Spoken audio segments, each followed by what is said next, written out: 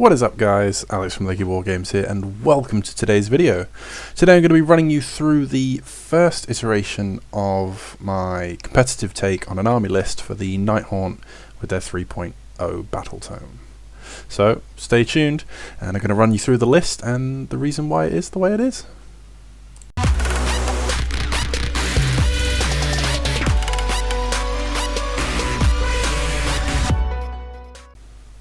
Alrighty, so welcome to this video, where today I'm going to be taking you through my first iteration of a 2,000 point list for Nighthaunt with their new 3.0 edition battle tome, with the latest General's Handbook, so that's the one with the Bounty Hunters and the Grecian Veterans, in mind.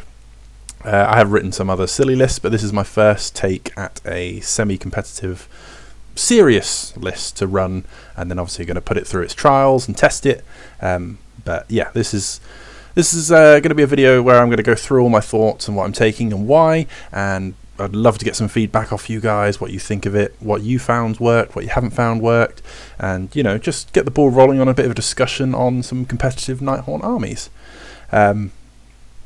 If you are watching the Let's Build Nighthaunt series and wonder why this video has popped up, it's just because in the short run this is probably going to be something that we're going to be looking towards. Obviously we're going to do a big expansive collection and build everything in the range multiple times probably at some point, but in the short run this is something you can have a little sneak preview at and probably see what you're going to see on the in the short term, and yeah, so just thought we'd throw it in there because it's a progressive state of building the Nighthaunt force together, and you know, this will be what the list would have started now in 2022, and you know, in 2 years time when we've probably got a different army book and different General's Handbook, or wherever direction Age of Sigmar has gone by that point, we'll be able to be like, huh, remember when that was a list? Yeah, okay, well, that's changed. So yeah, that's why that's thrown in there, but if you want to get back to the building, just skip this one into the next playlist and it will take you straight back in. So let's just bring the list up and get straight into it, shall we? Alrighty, so this is the list. This is 2,000 points of competitive Nighthaunt for the most recent General's Handbook. That will be the what we call 3.3. It's the one with the Bounty Hunters and the Grecian Veterans and the Expert Conquerors. And this is my list. So as you can see, we are the Nighthaunt faction. We've got the Grieving Legion as our possession. We've got the grand strategy of no place for the weak. I will go back through and explain all my choices for these reasons, but we'll just read it out first.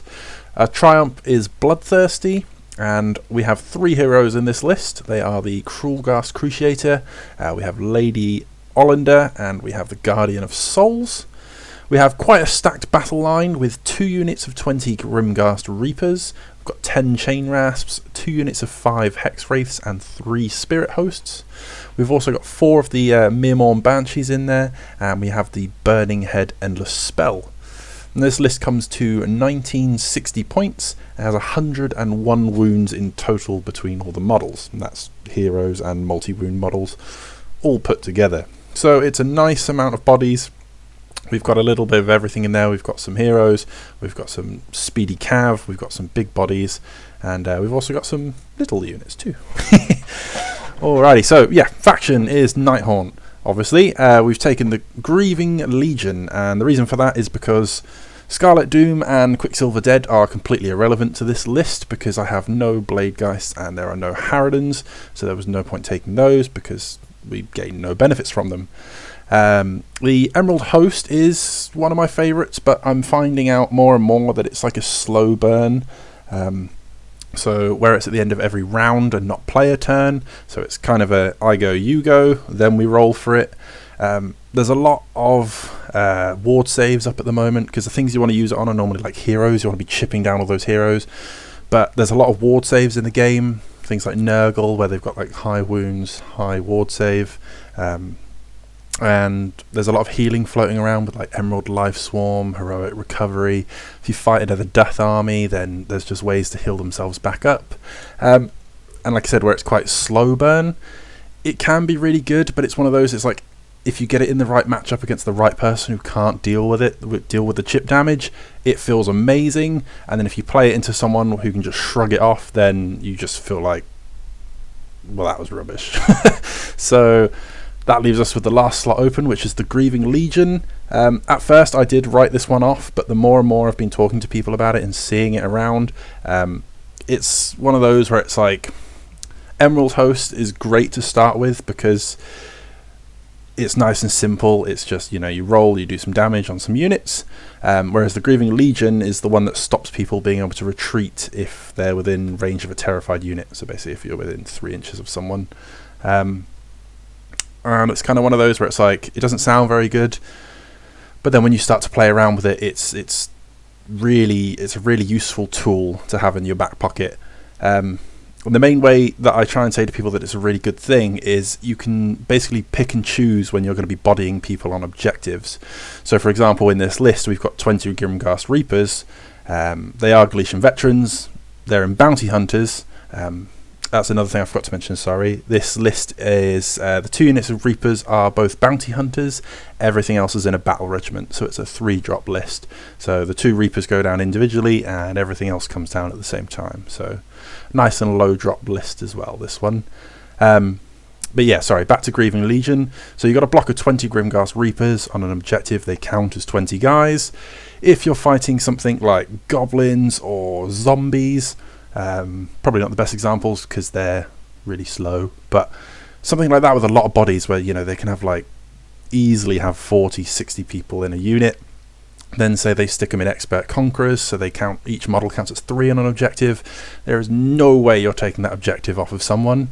But with Grieving Legion, what you can do is you can make a front wall. If you can get to an objective first and you can kind of screen your unit out and tag the enemy into combat, they can't do any sort of cheeky retreat moves where they retreat not to actually get away from you, but they would just retreat on top of an objective and then just take it off you because they count as 90 or 100 plus models. You're just 20 dudes and you're like, I can't kill enough and I can't stop you, so I can't take it off you. So it's one of those where, again, it's situational, but if you play it right, it's really, really good. If you can get those Reapers within range of the objective, but screening it off so your opponent has to fight through you. They can't do any flying maneuvers where they retreat over the top if they've got that in their arsenal, or against armies that have units that can retreat and charge. So if you're fighting Nighthaunt in a counter matchup, you stop all of them retreating, or if they've got that one unit in their army that kind of lives off of a retreat and charge. For example, if you're playing Helon in Lumineth Realm Lords, where they can charge after they fought at the end of the turn, then they can retreat out.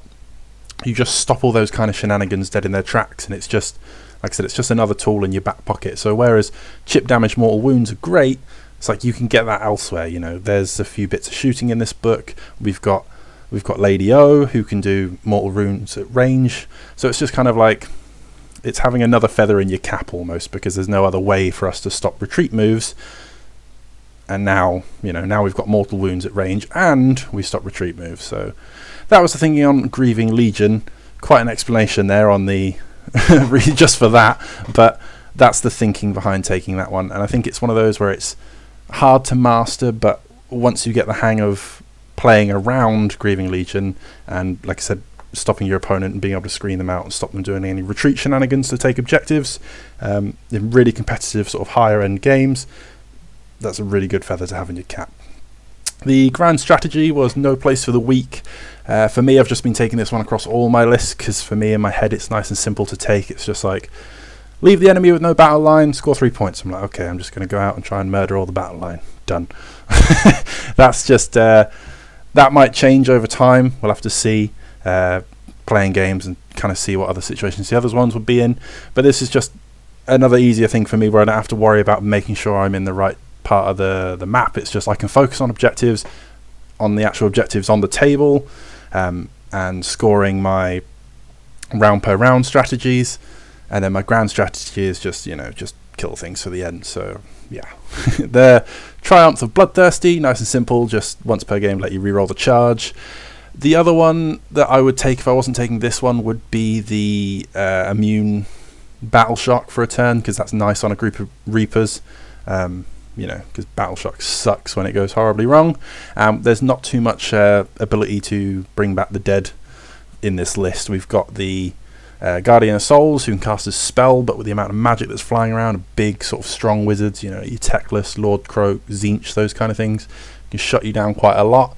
And it is only a d6 roll on like models return, so even if you do get that spell off, you might return a Reaper, and then if you get double turned, like one Reaper over getting a double turned is nothing. We've got other tech in this list to keep the Reapers alive, which is what we count on a lot more, but again, just that would be the option if you weren't a fan of Bloodthirsty. But there's nothing worse than failing a charge that you need, especially if it's one that's going to win you the game, or you need to make it to be able to tag an enemy and take an objective, and then you fail it and you're like, oh, well, that's just throwing the game because I rolled a double 1 on a 3-inch charge or something, you know, something of that matter.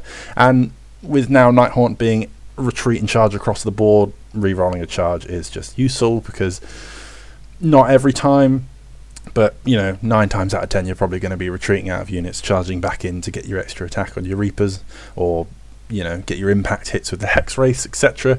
So it's always great to not fail those charges. Yeah, so that's the reason for all of those. For the actual list itself, the heroes, we've got the Krulghast, who's absolutely amazing at the moment. That his ability of, if he's got a Nighthaunt unit, a friendly Nighthaunt unit wholly within 12 of him, while also being within 12 inches of an enemy who's terrified, so basically within 3 inches of any Nighthaunt unit, then he reduces the damage taken on the friendly unit that's within 12 by 1.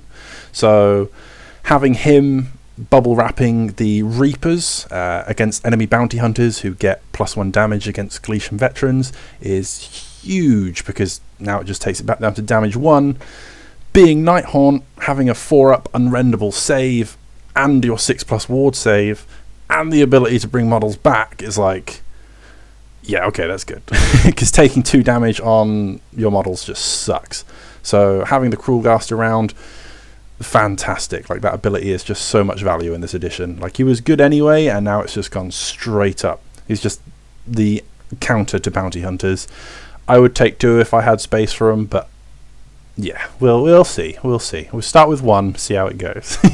He is also our general. I gave him the Arcane tome and the Master of Magic, so basically he becomes a wizard, and now he can re-roll casting and unbinding, which is nice.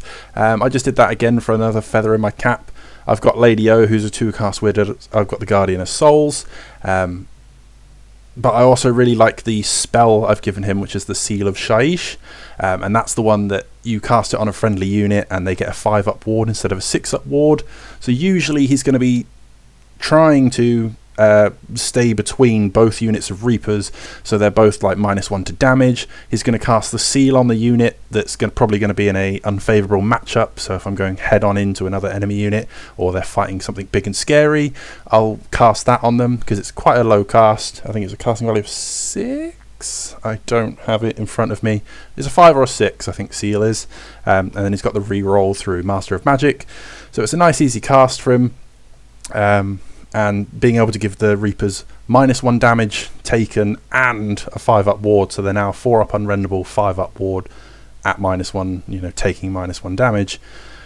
It just makes the units of Reapers really, really strong. And again, just another spell, another unbind. You can never go wrong with that. If I wasn't going to take those, I would probably have given the Guardian of Souls I think it's the Lantern, the one that lets you auto cast an Endless spell. I'd probably drop the Burning Head, take Purple Sun, and then just do the old free cast of the Purple Sun, which is a big thing about a lot of armies at the moment, which is why it's also nice to have another unbind, because there's so many magic heavy armies out there at the moment just throwing spells around for giggles, that having another unbind never hurts. We've got Lady O, who just is there to do Lady O things. She just floats around the sort of middle of the table. She's a nice distraction piece. She's very scary.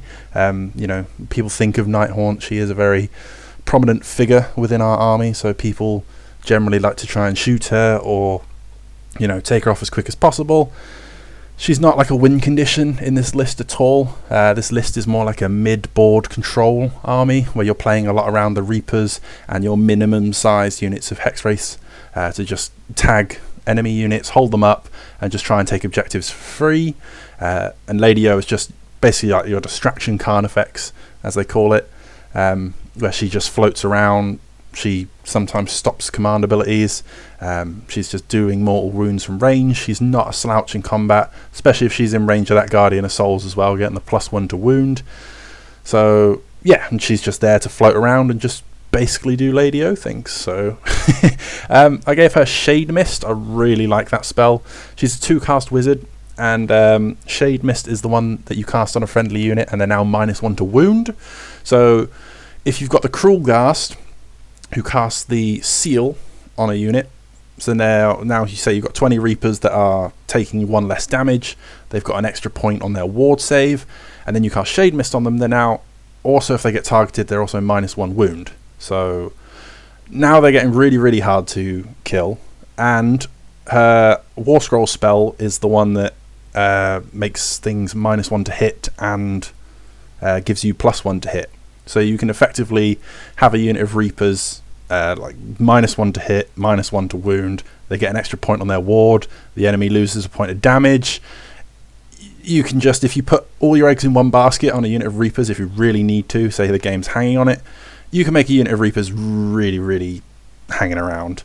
But again, Lady O generally does take the brunt of all the fire. Like I said, distraction Carnifex, she's just there to float around. If she can get those things off, great.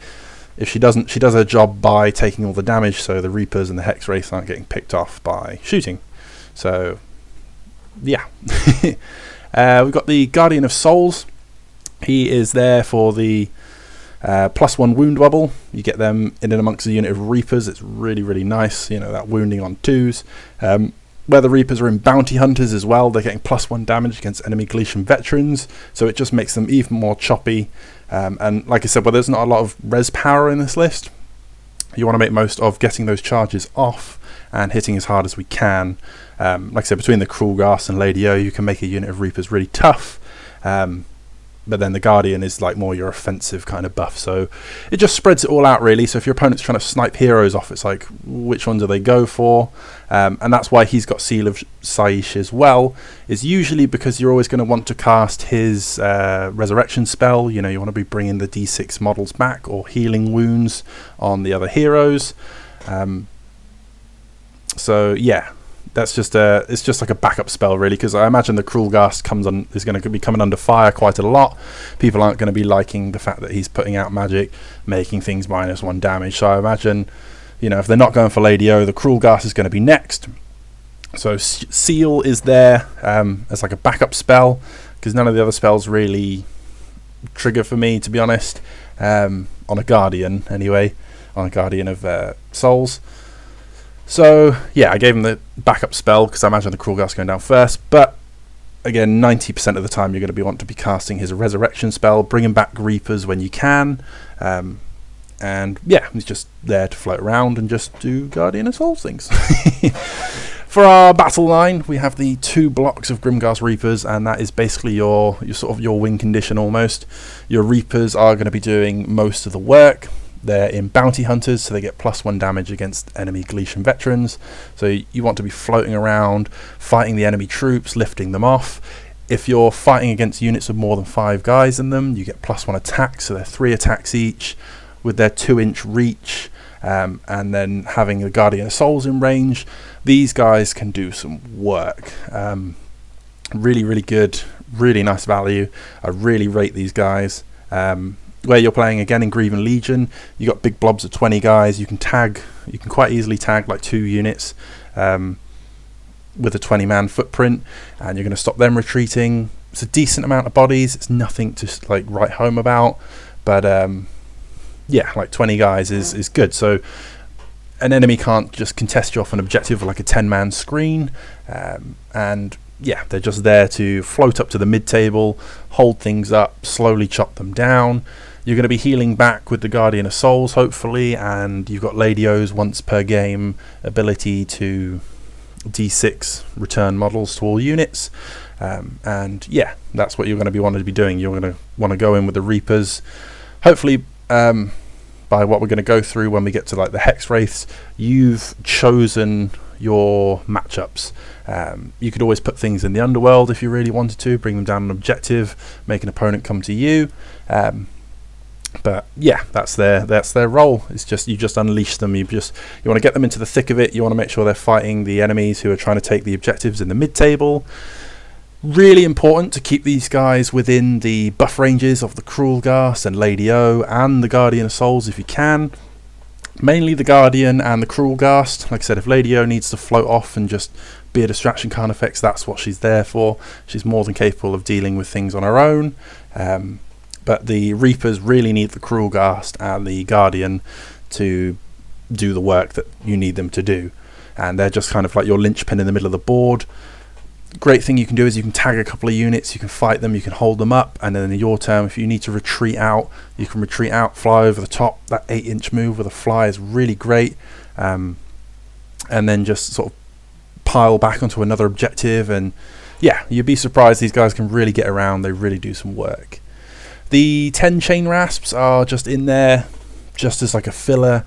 90% of the time I'm planning on just sticking these guys in the underworld, and then when the opponent picks like a proving ground, if I don't want to throw 20 Reapers towards something, I can just chuck 10 chain rasps. They can just, you know, come out of the underworld onto an objective, just sit there and be like, okay, cool, we'll take this, because they're Galician veterans.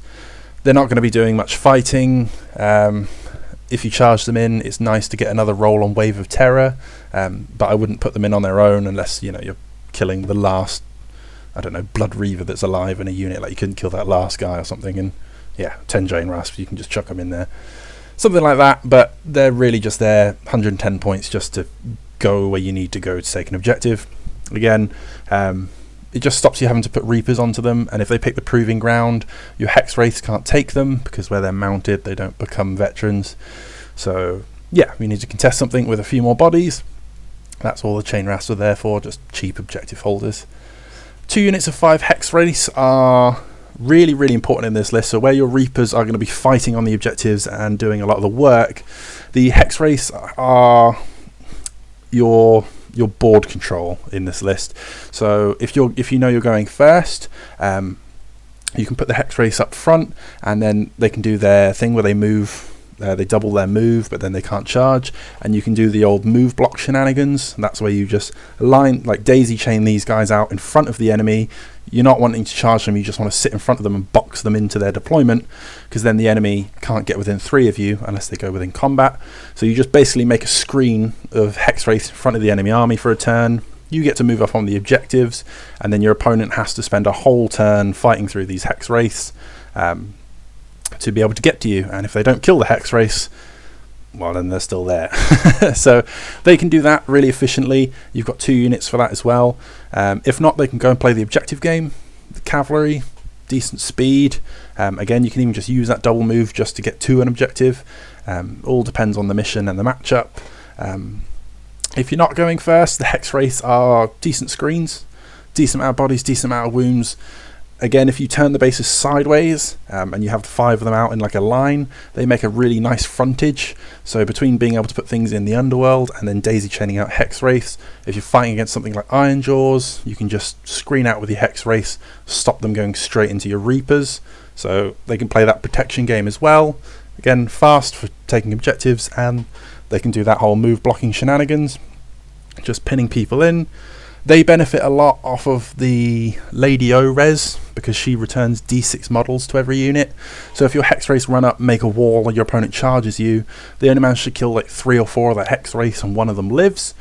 That's perfect, because now you can just retreat out, you can Lady O them, like res them back up, you get to bring back D6 models, you can potentially just bring the unit back to full, and they can go back to doing that annoying, they can just wall things in, they can run off to another objective. They've got impact hits, so that's always nice. Just more smaller units to get Wave of Terror rolls off. You know, if you've got Reapers fighting something, charge Hex Race into the side, you get another Wave of Terror, you do D3 mortal wounds on the charge. Really, really nice. Just, again, just something nice to have. Nope, sorry, my list is just closed on me. So just opening that back up. Then we've got 3 Spirit Hosts. They are there for countering alpha shooting. So now that they've got their bodyguard rule, really, really useful. Use them around the Krulghast. And the Guardian of Souls basically gives them a 3-up ward, because they get to shrug the wounds off over to the Spirit Host instead. So that's really good against things like Sentinels, stuff like that. It's basically 9 extra wounds bolted onto your heroes. These guys also get the benefit from Lady O, so if they go down to like 1 Spirit Host, it's quite easy to get them back up to 3. Other than that, I don't really expect them to do much. They are a decent amount of tax each. You know, with your Frightful Touch, auto wounding on 6s to hit, they can potentially do a few wounds here and there, but like the Chain Rasps, they're not really there to fight. They don't really make up the bodies either, but yeah, they're just there mainly to protect your heroes. Really great against alpha shooting or anything that's just a threat. You're just going to be using them for their bodyguard ability. And then we have the Mirmorn Banshees, who are basically like the Spirit Hosts, but rather than against shooting and extra wounds, they're there for the anti-magic. If you're not familiar with what they do, anytime a spell affects a unit within a certain range of them, they get to roll against the casting value, not the amount the opponent rolled, but the actual just the value of the spell. So say if they're casting something, the casting values are 5, but they roll an 11, you get to roll for an unbind if someone's in range. So say Lady O gets to roll for her unbind, and then it affects a unit within range of the Banshees. Then the Banshees also get to roll if you fail to unbind it with Lady O, which on an 11 needing a 12 is going to be very difficult.